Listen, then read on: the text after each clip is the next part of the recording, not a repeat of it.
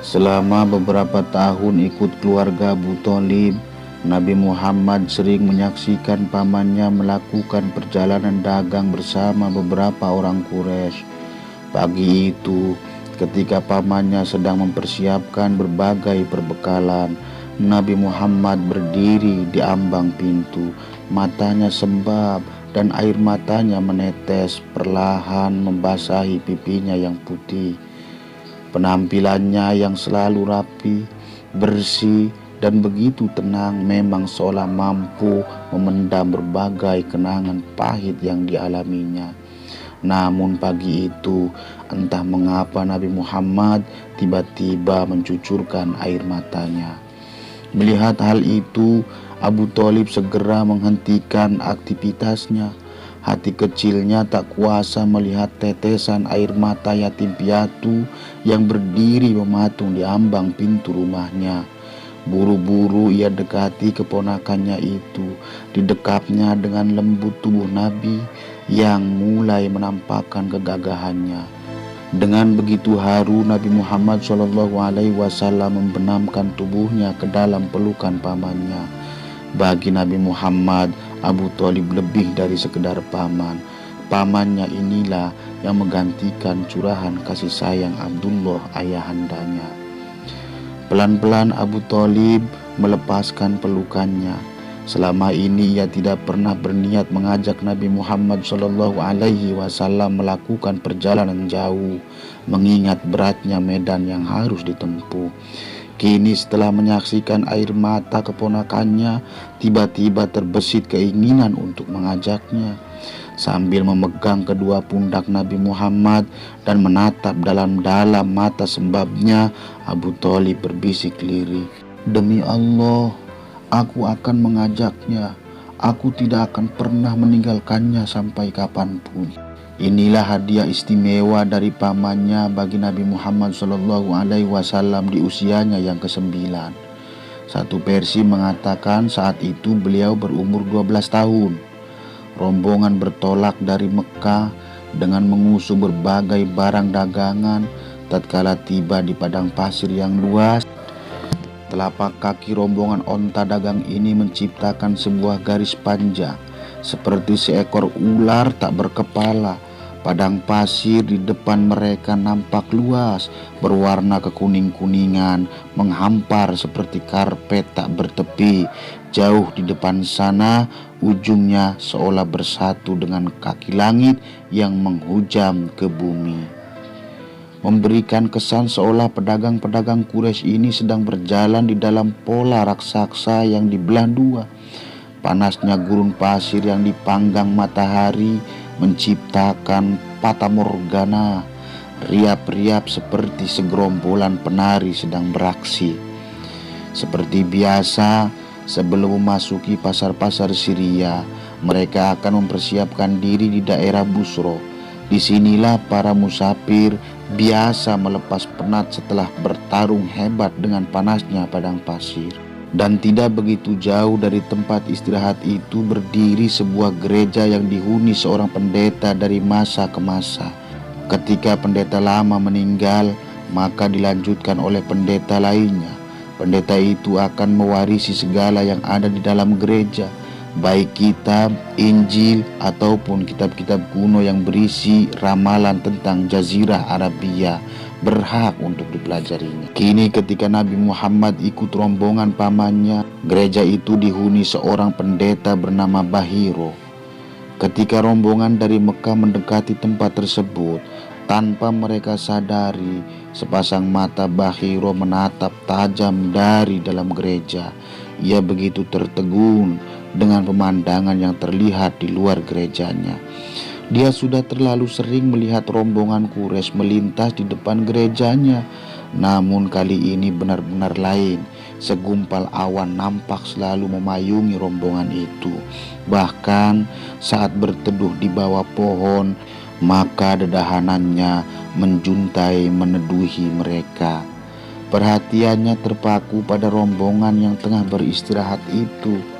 Seperti halnya Waroko, Bahiro mampu menangkap pengertian lain dari sekedar peristiwa aneh itu.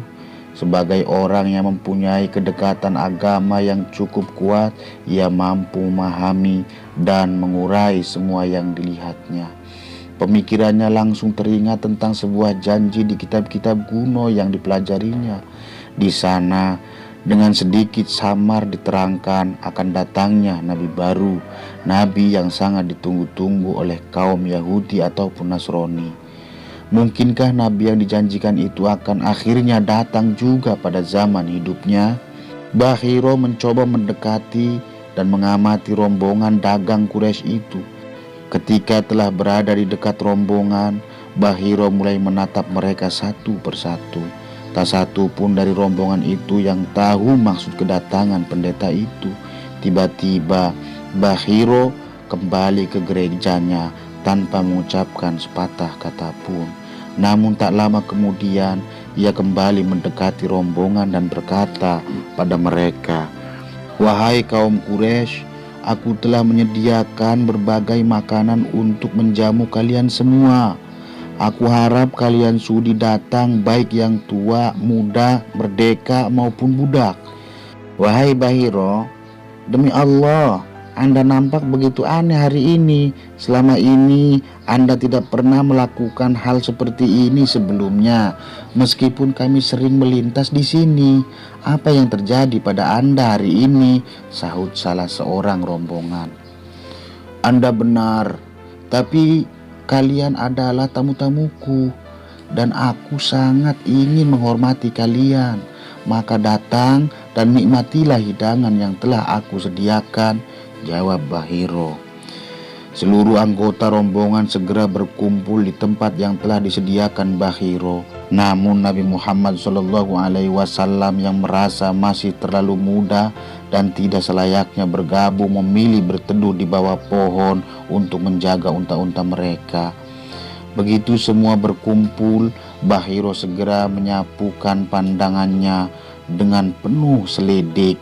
Ia mencari-cari seseorang yang mungkin mempunyai ciri-ciri untuk menjadi nabi yang dijanjikan.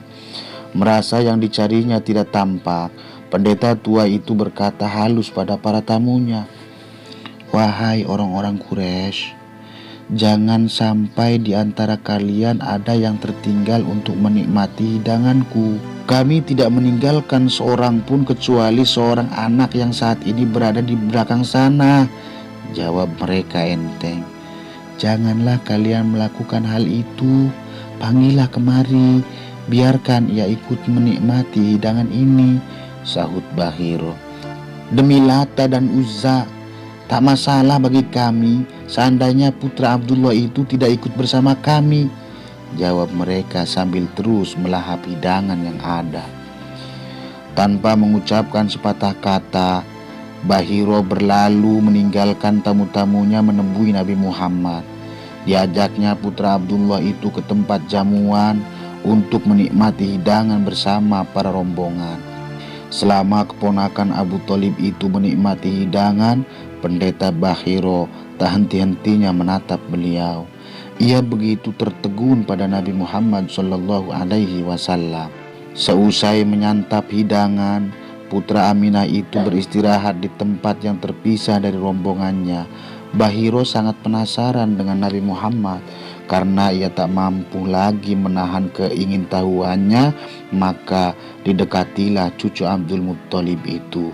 Mereka kemudian bercakap-cakap. "Wahai pemuda, demi Lata dan Uzza, aku ingin menanyakan sesuatu padamu. Jika berkenan menjawabnya, aku harap engkau sudi menjawabnya. Namun jika tidak berkenan, hal itu tidak menjadi soal bagiku." Nabi Muhammad SAW menjawab, "Janganlah Anda menanyakan apapun padaku dengan mengatasnamakan Lata dan Uzza. Demi Allah, aku paling tidak suka dengan hal itu." Mendengar hal tersebut, Bahiro tercengang. Ia lantas meralat kata-katanya, "Demi Allah, aku ingin menanyakan sesuatu padamu, hal-hal yang belum aku ketahui." Bahiro kemudian menanyakan berbagai hal yang dianggapnya perlu. Sekali lagi ia dibuat kagum oleh jawaban-jawaban Nabi Muhammad. Jawaban-jawaban yang diutarakannya menceritakan bahwa beliaulah nabi yang ditunggu-tunggu itu. Setelah semua jawaban dijawab dengan sigap oleh Nabi Muhammad, Bahiro lantas mohon izin untuk melihat punggung beliau. Benar saja, ternyata di punggung Nabi Muhammad terdapat sebuah tanda yang dalam kitab-kitab kuno diterangkan sebagai stempel kenabian. Betapa gembira hati Bahiro. Kini ia benar-benar menemukan nabi yang dijanjikan. Ia lantas menemui Abu Thalib dan berkata beberapa hal padanya. "Apa hubungan anak ini denganmu?" tanya Bahiro dengan Abu Thalib. "Ia adalah anakku," jawab Abu Thalib mencoba menutupi jati diri Nabi Muhammad. "Tidak mungkin, anak ayah ini masih hidup," bantah pendeta tua itu. Abu Thalib kaget dengan pernyataan Bahiro dan akhirnya ia berkata, "Anda benar wahai pendeta, ia adalah anak saudaraku." "Apa yang terjadi pada ayahnya?" Bahiro bertanya lebih lanjut. "Ayahnya telah meninggal saat ia masih dalam kandungan ibunya." Kali ini Abu Thalib tak lagi menutup-nutupi jati diri keponakannya. Diakui ataupun tidak, Abu Thalib juga cukup penasaran dengan pertanyaan-pertanyaan pendeta itu. Bagaimana mungkin putra saudara laki-lakinya tiba-tiba dikenal dengan begitu detail oleh Bahiro? Bukankah ini adalah pertemuan mereka yang pertama? Pertanyaan itu segera buyar karena peringatan yang diutarakan oleh Bahiro. "Cepatlah kau, ajak pulang anak itu.